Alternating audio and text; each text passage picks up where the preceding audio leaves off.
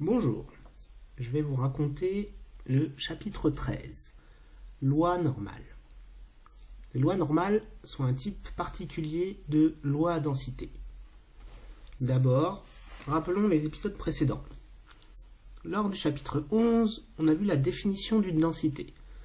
C'est une fonction f qui est continue, positive sur i, et dont l'aire sous la courbe vaut 1. Et grâce à cette définition d'une densité, on peut calculer la probabilité que x appartienne à un intervalle j, c'est l'intégrale sur j de f de x dx. Et on a une formule de l'espérance. L'espérance de x, ce sera intégrale sur l'intervalle de x f de x dx. Ensuite, on a vu deux types de densité particulière. La première, c'est les lois uniformes. Donc, la fonction f, dans ce cas-là, elle vaut 1 sur b moins a pour les x dans l'intervalle AB. Et grâce à ça, on a des formules plus simples pour la proba de x, d moins c sur b moins a, pour l'espérance, a plus b sur 2. Ensuite, on a vu d'autres types de lois, des lois exponentielles, avec un paramètre lambda. Donc il y a une formule, f de x égale lambda exponentielle moins lambda x. On a trois formules pour les probas, donc en calculant l'intégrale, etc. On a une formule pour l'espérance, 1 sur lambda. Vous avez vu que l'espérance elle est différente d'un type de loi à un autre, et on avait un ROC sur le fait que la loi exponentielle elle soit sans vieillissement. Donc ça veut dire que si on attend 15 minutes, sachant qu'on a déjà attendu 10 minutes, ça revient à attendre 5 minutes. Voilà. Et donc, dans ce contexte-là, les lois normales, c'est un nouveau type, un nouveau exemple de loi à densité très particulier. Donc, ce chapitre, il commence par un paragraphe un peu explicatif. Donc, c'est un gros théorème, très compliqué à démontrer, théorème de Moivre-Laplace. Ce théorème, il ne faut pas trop le prendre au pied de la lettre.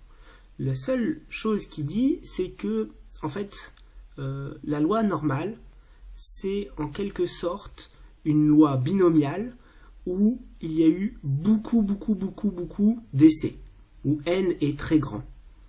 Et en fait, ce qui se passe, c'est que quand on fait une expérience plein de fois, avec succès et échec, il y a une sorte d'équilibre qui se forme, et ça, du coup, ressemble à une sorte de cloche. Les différents états possibles, les différents résultats possibles, ça ressemble à une forme de cloche, et c'est ça qu'on appelle la loi normale. D'accord ? Donc le théorème qui est écrit là, on l'utilisera très rarement, de temps en temps dans des exercices, mais ce qui est important de savoir, c'est que en fait, une loi normale, c'est une sorte de loi binomiale avec un n très grand. Le paragraphe suivant. Donc, N01, ça s'appelle la loi normale centrée réduite. Centrée, ça veut dire que la moyenne des résultats, ça fait 0. D'accord ? L'espérance de x fait 0. Réduite, ça veut dire que son écart type vaut 1. Donc, les lois normales, à chaque fois, il y aura deux paramètres. Comme dans d'autres lois, la loi binomiale, il y avait deux paramètres, n et p. La loi exponentielle, il y avait un paramètre, lambda. Les lois uniformes, il y avait une sorte de paramètre, c'est l'ensemble sur lequel on étudie, l'intervalle AB. Et donc là, les paramètres de la loi normale, ce sera son espérance et son écart type. Donc, au niveau de la définition, on vous donne f de x égale 1 sur racine de 2pi exponentielle moins x carré sur 2. On utilisera très peu cette fonction-là. Un peu comme d'autres lois qu'on a vues, finalement on va retenir plus les résultats, là on les utilisera à la calculatrice, que vraiment la méthode de calcul. Donc je vais passer aux propositions. La fonction f, elle est continue. Donc on voit le dessin dans le cours. L'aire totale vaut 1, ça on l'admet. C'est très compliqué à démontrer. Et bon, elle est positive évidemment, parce que c'est une exponentielle. Et on vous dit la fonction f est paire. Une fonction paire, je rappelle ce que ça veut dire, c'est f de moins x égale f de x. Ça veut dire que quand je calcule par exemple f de moins 1, ça vaut f de 1. F de moins 2, ça vaut f de 2. Ou si vous voulez, sur le graphique, il y a une symétrie sur l'axe des ordonnées.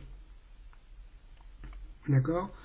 Ensuite, il y a un petit tableau pour expliquer comment ça marche à la calculatrice. Donc, ce qu'on va calculer, c'est probabilité que x compris entre un certain a et un certain b. Et selon que ce soit Casio ou TI, on utilisera norme CD ou normal FREP. Ensuite, très important, les petits graphiques. Les petits graphiques, il faut vraiment comprendre que signifie le dessin. Donc, vous vous rappelez que dans ces chapitres-là, la probabilité, c'est une aire. C'est écrit sous forme d'une intégrale. Donc, on est capable de la dessiner. On peut éventuellement la mesurer avec des carreaux. Ce que vous avez fait des fois pour les lois uniformes. On compte le nombre de carreaux et on regarde, comme c'est une loi uniforme, c'est proportionnel. Donc, regardons le premier graphique. On écrit probabilité. P de x plus petit que a. X, c'est notre variable aléatoire, elle peut prendre n'importe quelle valeur réelle, c'est-à-dire de moins l'infini à plus l'infini. Donc pour calculer x plus petit que a, quand a est négatif, on voit que notre courbe elle est symétrique dans l'axe des ordonnées, le a il est négatif donc il est à gauche de la courbe, et x il est plus petit que a, donc ça va être l'aire qui va de moins l'infini jusqu'à a. Et du coup, ce qu'on voit, c'est que si on voulait l'aire tout pile de la moitié de la cloche, de la moitié de la courbe, comme l'aire sous toute la courbe, ça vaut 1, la moitié de la courbe, ça vaut 0,5. Donc ce que je dis, c'est que l'aire assurée, c'est l'aire jusqu'à l'axe des ordonnées, c'est-à-dire 0,5, moins le petit morceau entre le côté assuré et l'axe des ordonnées, le petit bout vertical là. Et donc ce petit bout vertical, c'est bien la probabilité entre A et 0, que x soit entre A et 0. On fait le même raisonnement 4 fois. Donc je vous laisse y réfléchir et si vous avez besoin, je réexplique les autres raisonnements. D'accord ?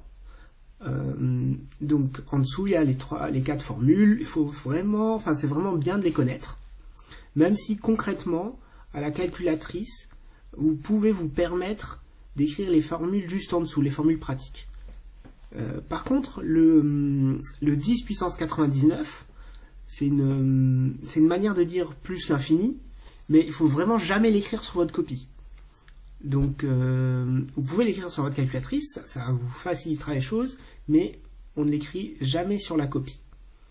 D'accord ? La proposition suivante, elle est assez importante. Probabilité que x soit inférieur ou égal à moins a, c'est égal à la probabilité que x soit supérieur ou égal à a. Donc, vous imaginez a et moins a sur le graphique, en fait, ils vont être symétriques. Donc, x plus petit que moins a, ça veut dire qu'on va de moins l'infini jusqu'à moins a. Et x plus grand que a, on va de a jusqu'à plus l'infini. Donc si vous voulez, si on fait le dessin, c'est l'extrémité gauche et l'extrémité droite.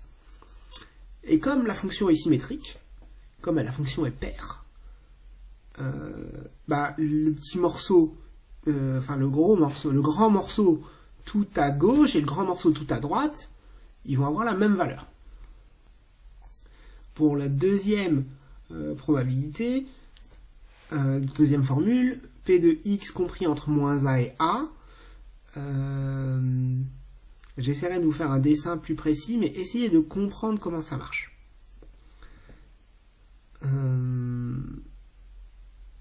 Je vais pour l'instant, première partie, m'arrêter là.